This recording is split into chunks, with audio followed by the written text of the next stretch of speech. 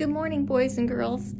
I hope that you enjoyed chapter 17, and you'll remember that Pinocchio has a problem with his nose right now. So we're going to find out what happens with Pinocchio's long nose and see if you might be able to learn some lessons for yourself from the story. Chapter 18. Pinocchio finds the fox and the cat. Crying as if his heart would break, the marionette mourned for hours over the length of his nose. No matter how he tried, it would not go through the door. The fairy showed no pity toward him, as she was trying to teach him a good lesson so that he would stop telling lies, the worst habit any boy may acquire. But when she saw him pale with fright and with his eyes half out of his head from terror, she began to feel sorry for him and clapped her hands together. 1,000 woodpeckers flew in through the window and settled themselves on Pinocchio's nose. They pecked and pecked so hard at that enormous nose that in a few moments it was the same size as before. "How good you are, my fairy," said Pinocchio, drying his eyes, "and how much I love you." "I love you too," answered the fairy, "and if you wish to stay with me, you may be my little brother, and I'll be your good little sister." "I should like to stay, but what about my poor father? I have thought of everything. Your father has been sent for, and before night he will be here." "Really?" cried Pinocchio joyfully. "Then, my good fairy, if you are willing, I should like to go to meet him. I cannot wait to kiss that dear old man who has suffered so much for my sake." "Surely, go ahead, but be careful not to lose your way. Take the wood path, and you'll surely meet him." Pinocchio set out, and as soon as he found himself in the woods, he ran like a hare. When he reached the giant oak tree, he stopped, for he thought he heard a rustle in the brush. He was right. There stood the fox and the cat, the two traveling companions with whom he had eaten at the Inn of the Red Lobster. "Here comes our dear Pinocchio," cried the fox, hugging and kissing him. "How did you happen here?" "How did you happen here?" repeated the cat. "It is a long story," said the marionette. "Let me tell it to you. The other night, when you left me alone at the inn, I met the assassins on the road." "The assassins?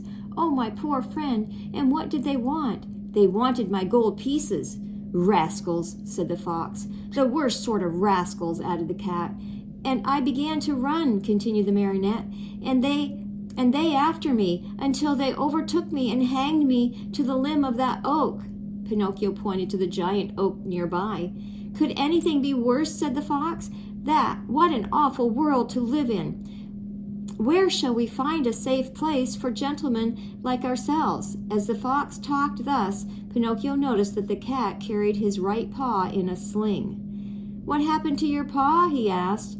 The cat tried to answer, but he became so terribly twisted in his speech that the fox had to help him out. "My friend is too modest to answer. I'll answer for him. About an hour ago we met an old wolf on the road. He was half starved and begged for help. Having nothing to give him, what do you think my friend did out of the kindness of his heart? With his teeth he bit off the paw of his front foot, and threw it at that poor beast, so that he might have something to eat." As he spoke, the fox wiped off a tear. Oh, what do you really think, boys and girls? What do you really think happened to the cat's paw? Pinocchio, almost in tears himself, whispered in the cat's ear, "If all the cats were like you, how lucky the mice would be." "And what are you doing here?" the fox asked the marionette. "I am waiting for my father, who will be here at any moment now." "And your gold pieces?" "I still have them in my pocket, except one which I spent at the Inn of the Red Lobster." "To think that those 4 gold pieces might become 2,000 tomorrow. Why don't you listen to me? Why don't you sow them in the field of wonders? Today is impossible. I'll go with you some other time. Another day will be too late, said the fox. Why? Because that field has been bought by a very rich man, and today is the last day that it will be open to the public. How far is this field of wonders? Only 2 miles away. Will you come with us? We'll be there in half an hour. You can sow the money, and after a few minutes you will gather 2,000 coins and return home rich. Are you coming? Pinocchio hesitated a moment before answering, for he remembered the good fairy, old Geppetto, and the advice of the talking cricket. Then he ended by doing what all boys do when they have no heart and little brain. He shrugged his shoulders and said to the fox and the cat, "Let us go, I am with you." And they went. They walked and walked for half a day at least, and at last they came to the town called the City of Simple Simons.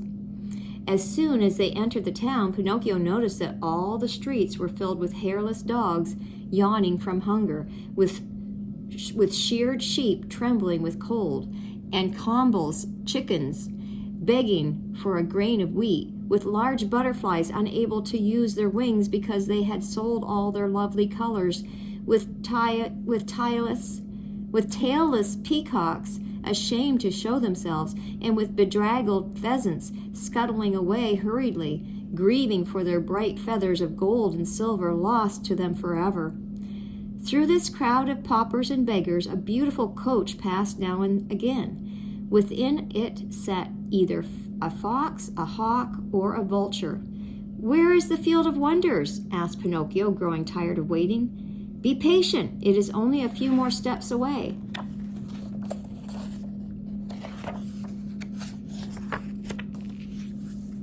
They passed through the city, and just outside the walls they stepped into a lovely field, which looked more or less like any other field. "Here we are," said the fox to the marionette. "Dig a hole here and put the gold pieces into it." The marionette obeyed. He dug the hole, put the 4 gold pieces into it, and covered them up very carefully. "Now," said the fox, "go to that nearby brook. Bring back a pail of water and sprinkle it over the spot." Pinocchio followed the directions closely, but as he had no pail, he pulled off his shoe, filled it with water, and sprinkled the earth, which covered the gold. Then he asked, "Anything else?" "Nothing else," answered the fox. "Now we can go. Return here within 20 minutes, and you will find the vine grown and the branches filled with gold pieces." Pinocchio, beside himself with joy, thanked the fox and cat many times and promised them